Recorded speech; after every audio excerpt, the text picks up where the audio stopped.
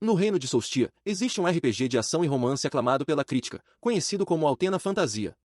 Uma história clássica sobre derrotar um rei demônio, é celebrado por seu mundo bem construído e sistemas complexos.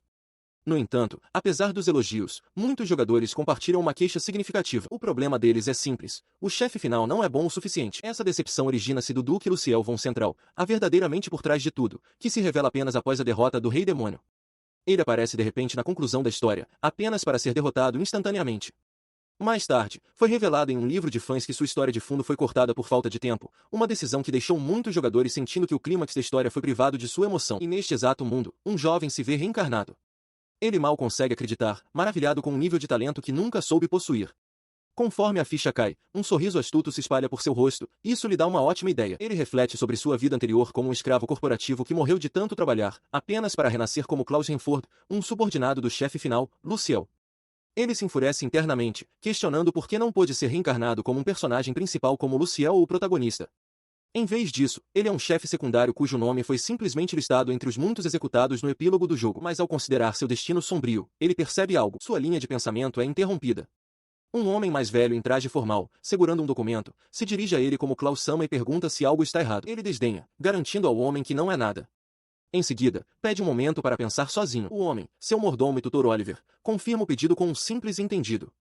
Klaus continua seu monólogo interior, lembrando sua crença inicial de que havia reencarnado como um vilão simplesmente para guardar sua execução inevitável. No entanto, agora ele sabe que essa não é a história toda. Vagas memórias do Klaus original vêm à tona, revelando que, embora ele não fosse talentoso em magia ou esgrima, ele foi capaz de encontrá-la. A verdade é que Klaus possui poderes ocultos incríveis. Um sorriso toca seus lábios enquanto ele se afasta, ansioso para testá-los. Ele começou a treinar. Sua esgrima era desajeitada no início, mas conforme continuava a praticar, imaginando um certo espadachim habilidoso em sua mente, ele demonstrou uma clara melhora. Voltando sua atenção para a magia, ele combinou o talento natural do corpo com seu próprio conhecimento do jogo. Em sua primeira tentativa, ele liberou uma bola de fogo massiva e destrutiva. Ele experimentou outros feitiços também, descobrindo que cada um deles era muito mais potente do que o Klaus original jamais conseguiria. O poder puro em suas mãos era surpreendente. Ao ver seu reflexo em um espelho, ele não pôde deixar de notar outra vantagem. Sua nova aparência era inegavelmente elegante. Ele refletiu que, com tal aparência, era de se espantar que o personagem Klaus não tivesse sido mais popular na história do jogo. Ele entendeu agora. Ao fundir o talento inato de Klaus com a informação estratégica que possuía de sua vida passada, ele poderia liberar um poder incrível. Com essa percepção, sua determinação se fortaleceu. Uma decisão firme ecoou em sua mente. Ele não morreria de excesso de trabalho como em sua vida anterior. Seus pensamentos se voltaram para o jogo em si. Ele se lembrou que sua única grande falha, segundo os jogadores, era o chefe final. Uma nova ambição criou raízes. Ele se tornaria o verdadeiro chefe final, superando até mesmo Luciel, e criaria o clímax supremo e inesquecível para a história. Ele abraçou esse novo caminho com fervor, prometendo seguir um passo de cada vez. Ele cometeria atos malignos, cultivaria a persona de um vilão carismático e não deixaria nada ficar no caminho de seu objetivo. Sua grande declaração foi interrompida abruptamente por uma questão prática. Agora, ele precisava descobrir qual seria o primeiro passo. Ele refletiu sobre a história do Klaus original. Apenas 6 meses antes, seus pais foram mortos em um ataque de monstro, deixando-o como chefe da família na tenra-idade de 15 anos. A família Renford já tinha uma má reputação, conhecida por desprezar os plebeus enquanto vivia em luxo opulento. Criado por aristocratas tão corruptos, o Klaus original naturalmente se tornou uma pessoa egoísta. Com um sorriso de escárnio, ele via seu antigo eu pelo que era na história do jogo, nada mais do que um personagem secundário qualquer, um lixo. 2 semanas se passaram desde a reencarnação como Klaus. Ele reflete sobre sua situação desafortunada, pois sua reputação parece estar piorando, levando as pessoas a apoiarem seu pai em vez dele. Para reverter essa tendência, ele decide que é hora de uma pesquisa de campo no território de Renford. Agora vestido com uma capa com capuz e carregando uma espada que confere um certo ar de fantasia à sua empreitada, ele caminha pela cidade. Ele sente que domina bem seus deveres de escritório e tem treinado com a espada, mas observa que a cidade carece do entretenimento e das necessidades encontradas na cidade do castelo da capital real. Ele avalia o estado de seu domínio. A própria capital não é muito animada, o que ele considera um sinal sombrio. Se a capital está nesta condição, ele raciocina, as outras regiões devem estar ainda piores. Ele aceita a dura verdade de que muitos de seus súditos devem guardar rancor contra ele, seu senhor. Seus pensamentos são interrompidos por um grito raivoso. Pare aí, seu moleque. A expressão de Klaus endurece. Ele descarta internamente os relatórios exagerados de Oliver sobre sua popularidade, refletindo que um vilão carismático não é nada se não for odiado. Ele decide que é hora de voltar. Sua atenção é atraída para a origem da comoção. Um comerciante corpulento agarrou um menino pelo braço, acusando-o de roubar sua mercadoria. A criança solta um pequeno suspiro de medo. O comerciante ergue uma fruta, zombando que é uma das favoritas do próprio senhor e algo que o menino não poderia pagar em um mês. Ele diz à criança para comer mata em vez disso.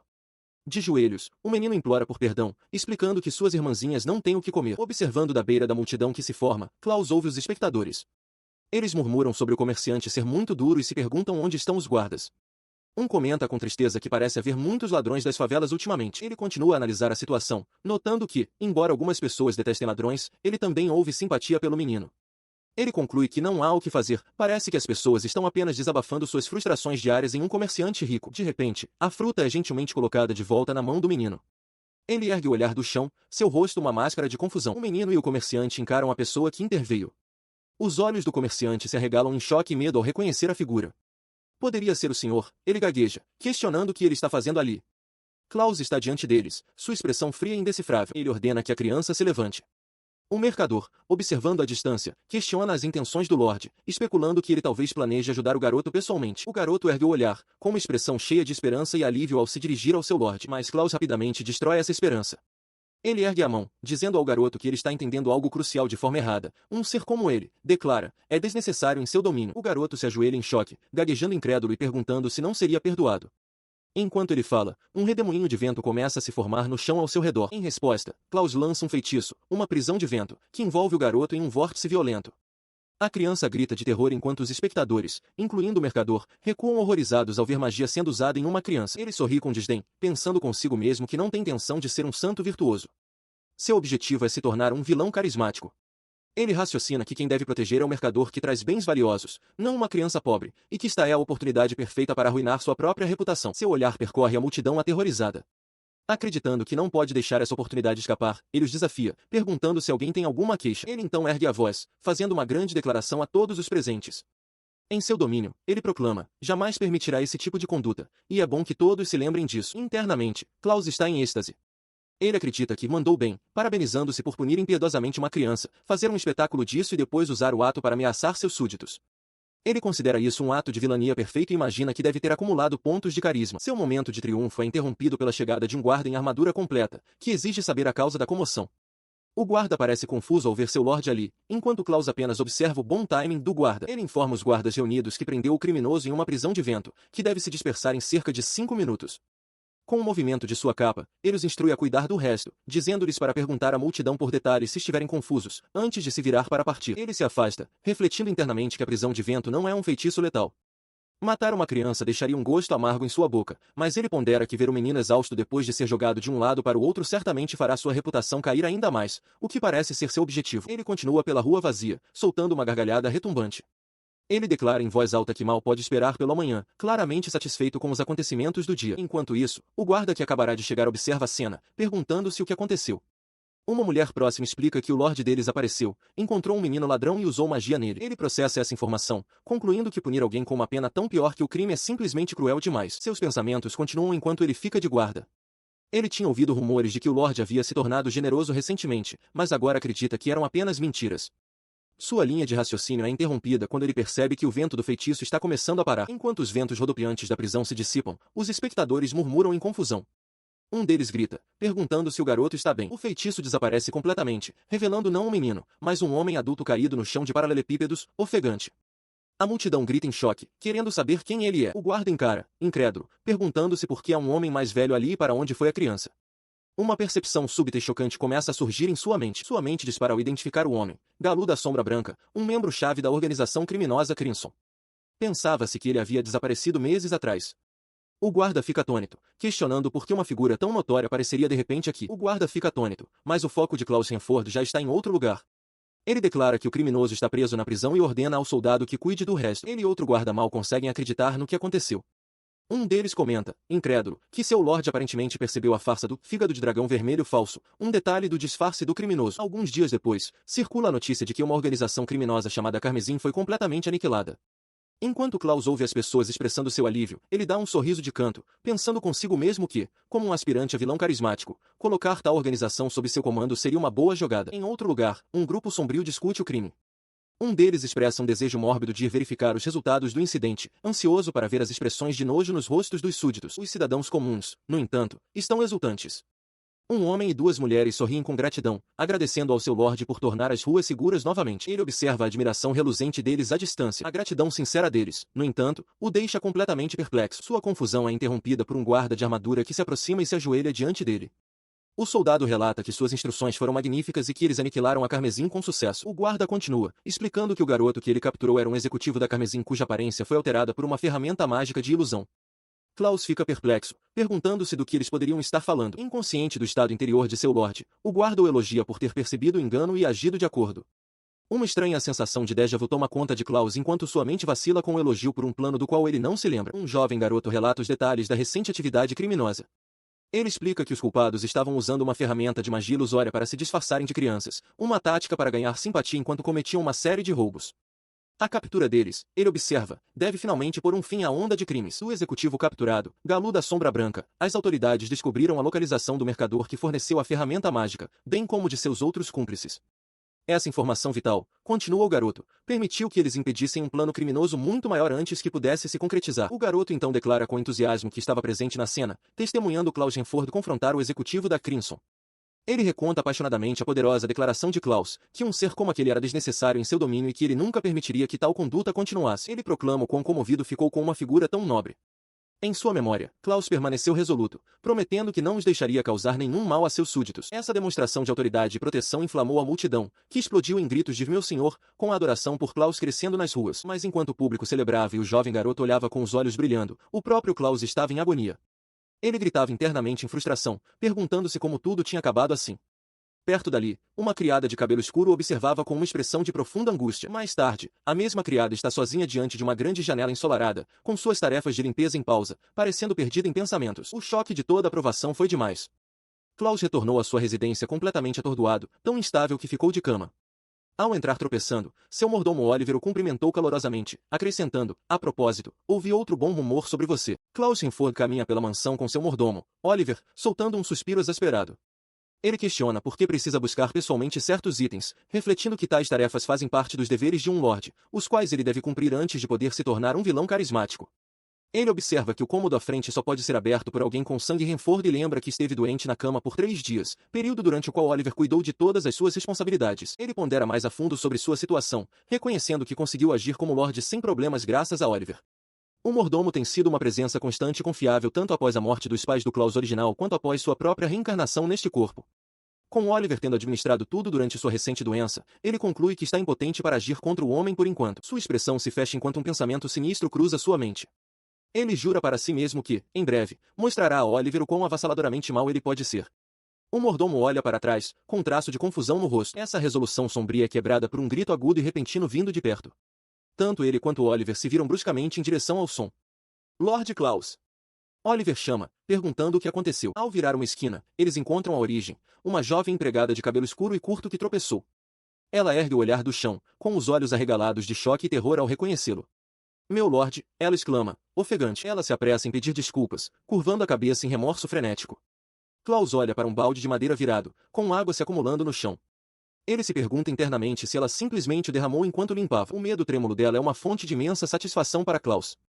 Ele comemora por dentro, pensando que é excelente que sua taxa de aprovação entre aqueles que o temem esteja disparando. Ele presume que ela deve estar apavorada de que ele vá puni-la. No entanto, enquanto continua a observá-la, ele acha que a maneira como ela está encolhida é excessiva para um erro tão pequeno. Sua reação extrema desencadeia uma percepção. Ele se lembra de uma informação crucial sobre o reino de Solsteia. Dizem que pessoas com cabelo preto, como esta empregada, possuem sangue de demônio. Essa crença as torna alvos de discriminação. E embora agora seja amplamente sabido que isso não é verdade, o preconceito profundamente enraizado permanece. Esse fato se conecta a uma memória poderosa. Ele se lembra de uma das heroínas de uma história chamada Altena Fantasia, que também tinha cabelo preto e enfrentava o mesmo preconceito. A luta dela contra a discriminação o comoveu até as lágrimas muitas vezes. Perdido nesse pensamento, ele fica a encará-la, e a empregada olha para ele, confusa com seu silêncio. Ele faz uma pose dramática, declarando que, como um vilão carismático, punirá a criada, apenas para se retratar imediatamente, insistindo que isso não tem nada a ver com ele. Ele esclarece que, embora gostasse de prosseguir, seus deveres oficiais vêm em primeiro lugar. Ele diz secamente para a criada voltar ao trabalho, deixando-a momentaneamente confusa. Assustada com seu tom ríspido, ela rapidamente gagueja sua concordância, confirmando a ordem dele. Enquanto se afasta com Oliver, seus pensamentos permanecem na criada. Ele se pergunta por que não tem memória de ter visto uma garota com um cabelo preto tão chamativo antes. Oliver o avisa que é hora de ir. Mais tarde, em seu escritório, ele pergunta diretamente a Oliver por que nunca a viu. O mordomo explica que o nome dela é Marie, e ela é uma criada experiente que serve a família Renfort desde a época do Lorde anterior. Ele continua, acrescentando que geralmente lhe dão muito pouco trabalho. Oliver detalha que, como Marie cuida apenas de algumas limpezas e tarefas diversas, ela raramente se aproxima das partes centrais da mansão, e é por isso que o Lord Klaus provavelmente nunca teve a chance de conhecê-la. A frase, dão muito pouco trabalho, o atinge em cheio, e sua expressão se enrijece com um foco súbito e intenso. Ele imediatamente questiona se Marie é uma preguiçosa. Oliver, atrapalhado, esclarece apressadamente que não foi isso que ele quis dizer. A situação desencadeia uma memória dolorosa de sua vida passada. Ele se lembra de um colega de trabalho detestável que empurrava seu próprio trabalho para ele e depois bajulava o chefe para ser promovido. Ele conclui que, se Marie for o mesmo tipo de pessoa que sua antiga colega de trabalho, então ele terá que aplicar uma punição adequada. Enquanto ele contempla isso, Oliver continua falando, explicando que, ao contrário dos outros servos, Marie mora sozinha no anexo. A frase que mora sozinha interrompe os pensamentos de Klaus, fazendo perceber que não estava prestando atenção. Ele ordena abruptamente que Oliver lhe traga as plantas da mansão. Embora momentaneamente perplexo, o mordomo concorda com o pedido. Após examinar as plantas, Klaus confirma sua suspeita.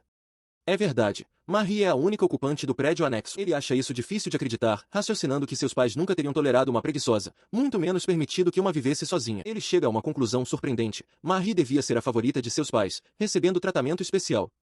Ele imagina os nobres vilões mimando a jovem criada. A ideia de tratamento especial o deixa em pânico. Embora seja surpreendente que seus pais tenham feito uma boa ação, ele não pode permitir que isso continue. Se ele, seu mestre atual, também a tratar bem, as pessoas podem pensar que ele é uma boa pessoa, o que ele vê como uma campanha difamatória contra seu objetivo de se tornar um vilão carismático. Com seu conflito interno resolvido, sua expressão endurece. Ele dá uma ordem a Oliver, informe Marie para pegar apenas seus pertences essenciais do anexo e esperar do lado de fora. A ordem deixa o mordomo sem palavras. Apesar do choque, Oliver inclina a cabeça em aceitação. Como desejar, ele responde, com um rosto marcado pela preocupação. Por trás, Klaus se pergunta por que o mordomo ficou tão agitado de repente. Ele mantém um ar de satisfação presunçosa, com seu plano agora em andamento. Ele os levou para o anexo isolado, a fonte do tratamento especial, e encarou o prédio com desdém, perguntando-se em voz alta o que era aquilo. Os três, Klaus, Oliver e Marie com sua bagagem, pararam diante da estrutura na clareira. Marie, segurando uma pequena mala, confirmou que havia trazido seus pertences essenciais como ordenado. Klaus observava, comentando internamente que o prédio era praticamente um apartamento caindo aos pedaços, mas ainda muito mais luxuoso do que o lugar onde ele viveu em sua vida passada. Ele concluiu que ela devia ser uma verdadeira favorita de seus pais para ter recebido tais aposentos. Sentindo seu humor estranho, ela perguntou o que diabos ele planejava fazer. Ele respondeu que a resposta deveria ser óbvia, instruindo-a a observar com atenção. Ele estendeu a mão para a frente, sua expressão endurecendo enquanto declarava que aquela era sua resposta. Sua declaração foi seguida por uma imensa onda de poder. Ele liberou um feitiço poderoso, um vórtice turbulento de energia destrutiva que ele chamou de Tempestade da Destruição, que despedaçou o anexo enquanto Marie e Oliver observavam em silêncio atônito. Marie olhava, de olhos arregalados e sem palavras, para a devastação. Virando-se para Klaus, ela exigiu saber por que ele faria algo assim de repente. Ele respondeu calmamente que era exatamente o que parecia. Ele gesticulou em direção às ruínas, sua voz ecoando sobre a pilha de escombros que um dia foi o lar dela, afirmando que ela não moraria mais no anexo. A firmeza de suas palavras a atingiu. Klaus notou seu choque, pensando consigo mesmo que o tratamento especial dela havia acabado. Com a voz trêmula, Marie perguntou o que aconteceria com ela agora. Ele respondeu-lhe com simplicidade, afirmando que, naturalmente, ela dividiria um quarto com as outras criadas. A expressão dela mudou de choque para uma contemplação silenciosa e indecifrável. Ela ouvia enquanto Klaus estabelecia seus novos termos com uma voz inflexível. Ele declarou que não toleraria nenhuma preguiça e que, daquele dia em diante, ela participaria do trabalho de toda a mansão. Tendo entregue seu ultimato, ele virou as costas para ela, afirmando que já havia dito tudo o que precisava. Em seguida, instruiu Oliver a cuidar do resto. Enquanto ele se afastava, Marie permaneceu sozinha nas ruínas, soluçando. Ele a observou, notando a raiva em sua voz trêmula. Um sorriso de canto de boca cruzou seu rosto ao perceber que esse ato consolidaria sua reputação de nobre e cruel, um pensamento que pareceu diverti-lo. A história de Marie, no entanto, era uma de preconceito arraigado. Durante sua infância, a família real havia decretado que os nobres deveriam contratar proativamente aqueles com cabelo preto para combater a discriminação. Foi sob essa política que ela e sua mãe, que compartilhavam o mesmo cabelo preto, viveram. A vida delas sob esse decreto estava longe de ser privilegiada. Quando Marie tinha 12 anos, o Visconde Renfort contratou sua mãe como um gesto simbólico para ganhar o favor da família real. Mãe e filha foram relegadas a um anexo dilapidado na propriedade. As condições lá eram severas. A mãe de Marie, nascida com uma constituição frágil, foi forçada a assumir mais trabalho do que os outros servos. Seu corpo fraco acabou sucumbindo a uma epidemia, e ela faleceu. Após a morte de sua mãe, a propriedade contratou Marie em seu lugar, não querendo perder outra serva com o desejado cabelo preto. Eles lhe atribuíram tarefas em grande parte sem sentido, e ela permaneceu, sem entender seu propósito, mas sem coragem para partir. O próprio anexo se tornou uma prisão, uma maldição que aprendia a propriedade. Ela se lembrava das últimas palavras de sua mãe. Deitada em seu leito de morte, sua mãe a fez prometer uma última coisa, um dia deixar aquele lugar e ver o mundo.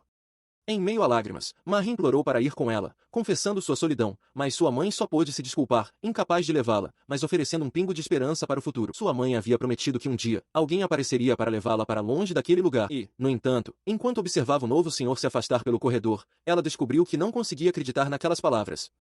Mesmo depois que Klaus assumiu, ele nunca pareceu ter notado sua existência. Ela gagueja um pedido de desculpas, totalmente perplexa sobre por que seu mestre, Klaus, viria pessoalmente ao anexo dilapidado. O choque e a confusão estão estampados em seu rosto. Ajoelhada no chão empoeirado, ela se lembra dos rumores que ouviu. Diziam que o Lorde havia se tornado recentemente um governante compassivo e de bom coração, um forte contraste com suas ações atuais. Esses rumores pintavam o retrato de um Lorde magnífico que havia capturado um comerciante maligno, demonstrado grande magnanimidade a um subordinado que havia errado e até mesmo ordenado a aniquilação de um sindicato do crime. A lembrança da esperança desesperada de sua mãe ecoa em sua mente, uma pergunta silenciosa que perdurou por anos. Você será aquele que vai me salvar? No presente, Klaus declara sua resposta. Ele a informa que ela agora dividirá um quarto com as outras criadas e trabalhará na mansão principal. Enquanto ele fala, Marie fecha os olhos. Uma sensação de paz a invade ao perceber que finalmente pode cumprir a promessa feita à sua mãe. Pouco tempo depois, Oliver expressa seu alívio por Marie ter conseguido deixar o anexo. Enxugando uma lágrima, ela concorda, agradecendo ao velho mordomo pela gentileza que ele sempre demonstrou a ela. Carregando uma pequena mala pelo grande corredor, ela reflete sobre sua nova realidade. O pensamento de que poderá viver como todo mundo a enche de gratidão. Ela se lembra da instrução de Klaus para trazer apenas o essencial, uma ordem que pareceu dura na época, mas Oliver corrige o entendimento dela. Ele esclarece que não é a ele que ela deveria agradecer. Foi o próprio Klaus quem deu uma ordem específica, garantir que ela não se esquecesse das lembranças de sua mãe, assegurando que seus pertences mais preciosos fossem salvos. À medida que as palavras de Oliver são assimiladas, a percepção dela muda completamente. Ele a lembra que seu mestre é Klaus Sama, e o nome agora carrega um peso completamente diferente. Agarrando sua mala, seu coração se enche de um profundo e avassalador sentimento de devoção. Ela percebe que Klaus Sama é um grande lorde, o maior mestre que ela poderia esperar servir. Um sincero agradecimento escapa de seus lábios enquanto ela se dedica a ele. De repente, um calafrio profundo percorre Klaus Renford. Ele se pergunta se ainda não está se sentindo bem, seus olhos se arregalando em choque com a sensação perturbadora. A sensação passa, substituída por uma fria confiança. Ele reflete que as coisas correram bem desta vez, e com um leve sorriso, começa a contemplar que tipo de evento deve provocar a seguir. Enquanto isso, longe de seus pensamentos, nas profundezas de uma masmorra de pedra iluminada por tochas, um silêncio sinistro paira no ar. Ali, um evento inacreditável ocorreu. Dois aventureiros, um jovem e uma moça, estão paralisados. Diante deles, surge uma criatura imensa e com chifres, com vapor saindo de sua boca com presas. A mulher sussurra que é uma mutação, enquanto seu companheiro encara, incrédulo, certo de que deve estar sonhando. Uma situação imprevista confronta o aventureiro Genvin. O que deveria ser uma exploração de masmorra padrão tornou-se perigoso. Ele encara, incrédulo, a criatura enorme e com chifres à sua frente, percebendo que é um mutante. O chefe da masmorra, um ogro, passou por uma transformação aterrorizante. Devido a uma anomalia ambiental ou por devorar outros monstros, ele evoluiu para um ogro superior. O poder da criatura era avassalador. Genvin se lembra de como um único golpe arremessou sua companheira, deixando-a inconsciente instantaneamente. A fera é mais rápida e mais forte do que o previsto, e ele sabe que não pode carregar sua amiga caída e escapar. Ignorando as probabilidades, ele grita seu desafio e começa a canalizar magia de comunicação para pedir ajuda à guilda. Sua outra companheira, uma jovem maga, expressa sua dúvida, questionando se a guilda sequer tem alguém que possa lutar contra um ogro superior e ressaltando que eles levariam muito tempo para chegar. A maga segura o pequeno e brilhante mensageiro mágico em suas mãos, transmitindo a mensagem urgente.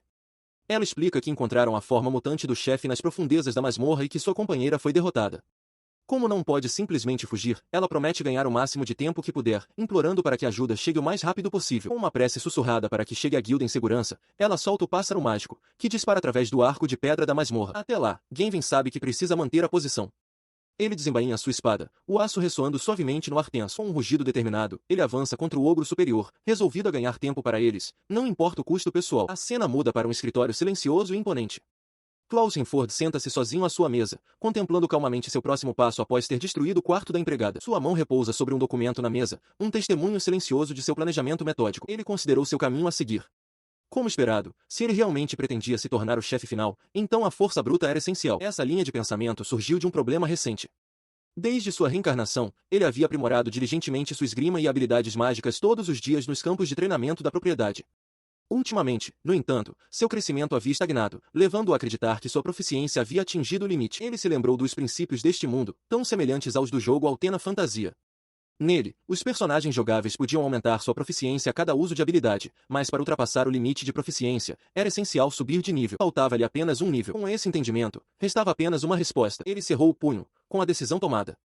Ele iria para uma masmorra e derrotaria monstros, a maneira clássica de subir de nível. E assim, ele partiu. Sua bota quebrou um galho seco ao passar dos terrenos bem cuidados para a floresta mais selvagem. Ele caminhava com confiança pela trilha da floresta. Já havia pesquisado sobre a masmorra para a qual se dirigia, certo de que, mesmo em seu nível atual, conseguiria concluí-la sem problemas. Seu passo firme foi interrompido quando seus sentidos se aguçaram. Algo voava diretamente em sua direção. Sem hesitar, ele desembainhou sua lâmina, o aço um borrão enquanto cortava o ar para interceptar o objeto. O movimento foi puro instinto. Ele o havia derrubado, mas um lampejo de surpresa cruzou seu rosto enquanto processava o que acabará de acontecer. Ele olhou para o objeto que acabará de derrubar do ar. Caída na grama estava uma pequena criatura parecida com um pássaro, aparentemente feita de luz. Ele se perguntou o que aquele pássaro azul poderia ser. Ao se inclinar, um leve som de surpresa escapando dele, a criatura começou a transmitir uma mensagem fragmentada. Falava de uma masmorra, um companheiro, e um apelo desesperado para ganhar tempo e por ajuda. Segurando a pequena criatura em suas mãos, ele entendeu. Aquilo era uma forma de magia de comunicação. Ele deduziu que a mensagem urgente era uma forma de recrutar membros para um grupo para algum problema na masmorra próxima. Klaus Renford encara o pássaro de comunicação sem vida em sua palma. Ele percebe que o feitiço destinado a entregar uma mensagem nunca alcançou seu alvo, e que essa deve ser a razão pela qual seu próprio ataque foi interrompido. Ele sente uma leve pontada de culpa, mas a descarta, decidindo que um vilão carismático não deveria se preocupar com detalhes tão pequenos.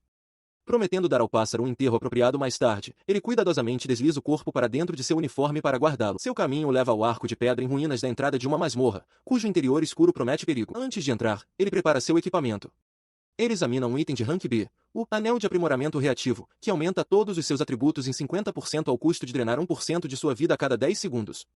Ele também inspeciona uma lanterna traz-sangue de rank D, um frasco contendo um líquido potente feito de sangue de monstro, projetado para atrair quaisquer criaturas próximas. Ele se lembra dos métodos eficientes de subir de nível do jogo Altena Fantasia.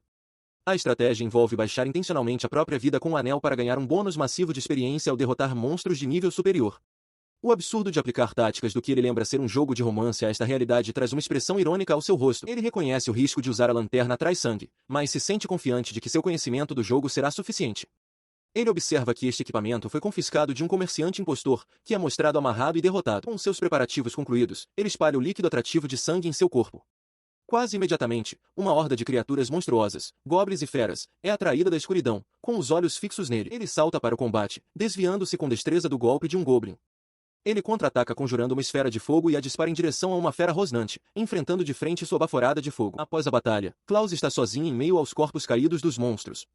Uma onda palpável de energia o percorre. Ele percebe que está a sensação de subir de nível, e um sorriso de canto de boca cruza seu rosto enquanto admite para si mesmo que a sensação é bastante viciante. Ele cerra o punho, saboreando o poder recém-descoberto que flui por suas veias. Ele acreditava que a sala do chefe estava logo à frente.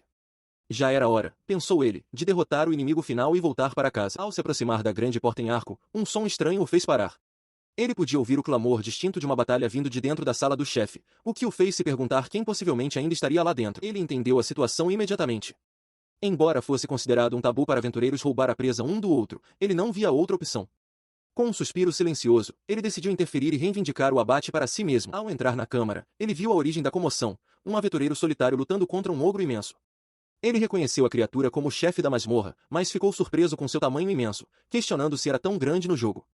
Ele refletiu que era de se esperar que houvesse pequenas diferenças entre o jogo e esta nova realidade. Ele rapidamente afastou o pensamento.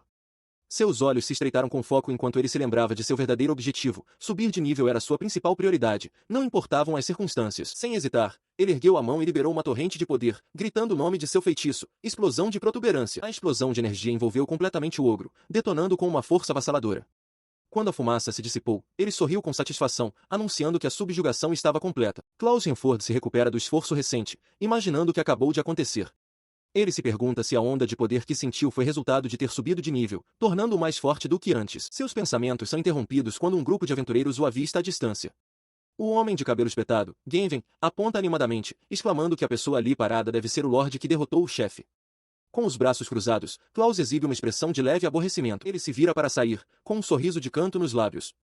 Internamente, ele confirma que se revelou propositalmente aos aventureiros. Enquanto caminha em direção ao portão da masmorra, a voz de Genven o chama, implorando para que espere. Ignorando o apelo, ele ri internamente com satisfação. Seu plano era simplesmente subir de nível, mas este resultado é ainda melhor, como matar 2 coelhos com uma cajadada só. Ao salvá-los, ele garantiu que espalharão rumores de que ele é o pior tipo de pessoa, alguém que rouba a presa dos outros.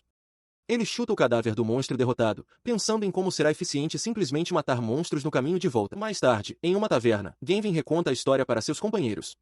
Ele explica que eles já haviam usado todos os seus itens contra o monstro mutante e não conseguiam nem usar sua magia de comunicação. Eles pensaram que tudo estava acabado. Sua voz ressoa com emoção ao declarar que aquele que salvou quando estavam em um aperto tão desesperado foi o Lorde. Com os olhos marejados, ele continua a história. O Lorde havia recebido a mensagem deles, e apesar de estar coberto de sangue, ainda veio por eles. Ele não pediu nada em troca e nem mesmo disse seu nome. Genvin conclui que eles só conseguiram voltar para a guilda graças a ele. A maga adiciona sua própria observação.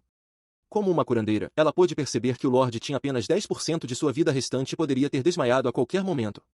Em outro lugar, Klaus reflete que isso se deveu ao anel de aprimoramento de recuo. A outra aventureira, com uma expressão sombria, comenta sobre como foi imprudente da parte dele fazer algo assim, tudo por um bando de pares como eles. O rosto de Genvin, no entanto, se ilumina com uma reverência recém-descoberta. Ele admite sua vergonha por ter acreditado nos rumores de que o Lorde havia mudado.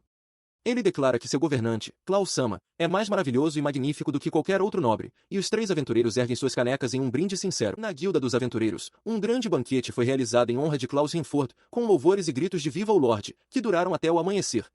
A história de seu heroísmo se espalhou por toda parte, levando muitos aventureiros às lágrimas. Enquanto isso, longe da celebração, o próprio Klaus solta um espirro súbito e forte. Ele caminha por um longo corredor, imaginando se alguém estaria espalhando boatos maldosos sobre ele. Sua breve preocupação desaparece quando ele começa a rir com vontade, declarando que se sente ótimo. Alguns dias depois, Klaus está sentado à sua mesa, refletindo sobre suas atividades recentes. Ele pondera que, ao limpar algumas masmorras, conseguiu subir de nível consideravelmente e provavelmente atingiu o limite de nível da área circundante. Ele conclui que provavelmente deveria se concentrar em seus deveres oficiais por um tempo. Nesse momento, uma voz da porta pergunta se ele tem um momento. É seu mordomo, Oliver.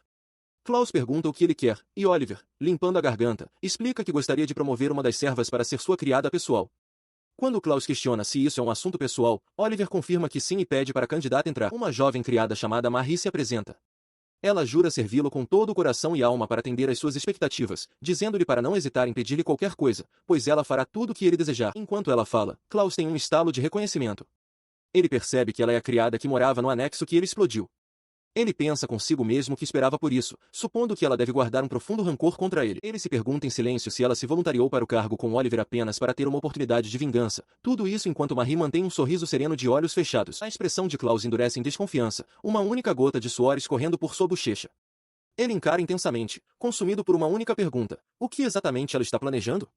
Ele tem certeza de que algo sinistro se esconde por trás daquele sorriso, embora uma parte dele se pergunte se não está imaginando coisas. Klaus Renford estava sentado sozinho, ponderando seu próximo passo.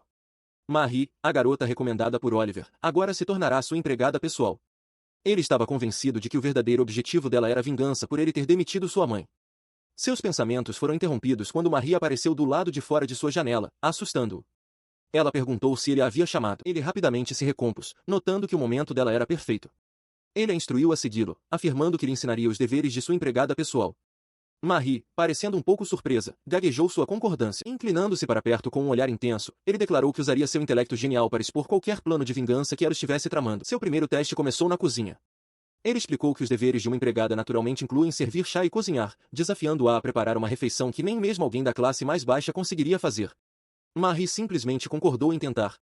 Enquanto ela se movia em direção aos ingredientes, Klaus observava com um sorriso de canto, confiante de que ela nunca havia cozinhado antes e estava fadada ao fracasso. Ela começou seu trabalho com uma faca, sua expressão focada. Klaus deduziu que ela não tinha interesse real em cozinhar, estava apenas suportando para se aproximar dele, e o estresse devia ser imenso. Ele cerrou o punho, certo de que em breve exporia a verdadeira natureza e o plano dela. Ao contrário de suas expectativas, a situação escalou a ponto de ele ter que chamar os chefes da propriedade para supervisionar. Um deles advertiu Marie sobre a segurança contra incêndios. Momentos depois, ela apresentou um prato perfeitamente cozido a Klaus, anunciando: está pronto, mestre. Ele sentou-se à longa mesa de jantar, comendo a refeição que ela havia preparado. Ele mastigou pensativamente, admitindo para si mesmo que estava bem feito, embora não tão excepcional a ponto de precisar pegar emprestado as habilidades do chefe. Ele engoliu, decidindo que seria problemático elogiá-la e dar-lhe a ideia errada. Terminando seu chá, ele declarou que teria que encontrar as falhas dela em seus outros deveres e ordenou que ela prosseguisse para a próxima tarefa. O coração de Marie batia forte no peito enquanto ela, nervosa, confirmava seu comando. Ela foi então submetida a uma rigorosa série de tarefas: lavar a roupa, limpar completamente os aposentos privados de Klaus e até mesmo ajudar com seus deveres oficiais. Mais tarde, Klaus refletiu sobre os eventos do dia. Ele havia atribuído a Marie uma carga de trabalho vasta demais para uma única empregada, mas ela não ficou com raiva em nenhum momento. Ele concluiu que ela devia ter simplesmente ido embora pelo resto do dia por pura exaustão. Ela para diante de Klaus, que aponta um dedo para ela de forma decisiva. Ele a informa que, se o plano dela for de longo prazo, ela fará as mesmas tarefas novamente a partir de amanhã. Marie simplesmente responde com uma afirmação. Klaus então se vira com um sorriso satisfeito, comentando que tudo isso é para o benefício dele. Em resposta às suas ordens, ela expressa sua felicidade genuína por ter se tornado sua empregada pessoal. Klaus, no entanto, a observa com um olhar estreito e desconfiado, aparentemente não convencido por sua sinceridade. Sua alegria exterior esconde uma história mais profunda. Ela se lembra de sua ansiedade inicial em compartilhar a vida cotidiana com seu mestre. Sua primeira tarefa designada foi cozinhar, um dever que tinha um peso significativo para ela. Em seu passado, ela foi proibida até de entrar em uma cozinha, uma memória dolorosa de uma época em que pessoas com cabelo preto eram consideradas impróprias para tocar em comida. Apesar da dificuldade, ela reuniu coragem para atender às expectativas de Klaus. Com a ajuda do chefe, ela conseguiu preparar a refeição com sucesso. A lembrança a enche de um profundo sentimento de alegria. Segurando um pano de limpeza junto ao peito, ela reflete que, até agora, ninguém jamais havia comido um prato que ela preparou. O pensamento faz seu coração transbordar de felicidade. Mais tarde, ela se reporta a Klaus na porta dele, confirmando que suas tarefas do dia estão concluídas e que sua posição permanece segura. Ele reafirma que seus deveres continuarão no dia seguinte. Encorajada, ela pergunta se pode permanecer ao seu lado, agora que conquistou sua confiança. Seu rosto se ilumina com um sorriso radiante, suas mãos unidas à sua frente com determinação renovada. Ela jura a si mesma que corresponderá às expectativas dele e provará ser sua dedicada empregada pessoal. Ele, no entanto, permanece profundamente desconfiado. Sozinho, ele considera que, mesmo que ela consiga aguentar um dia, continuar nesse ritmo certamente a quebrará. Ele decide pressioná-la ainda mais, acumulando mais tarefas a partir do dia seguinte.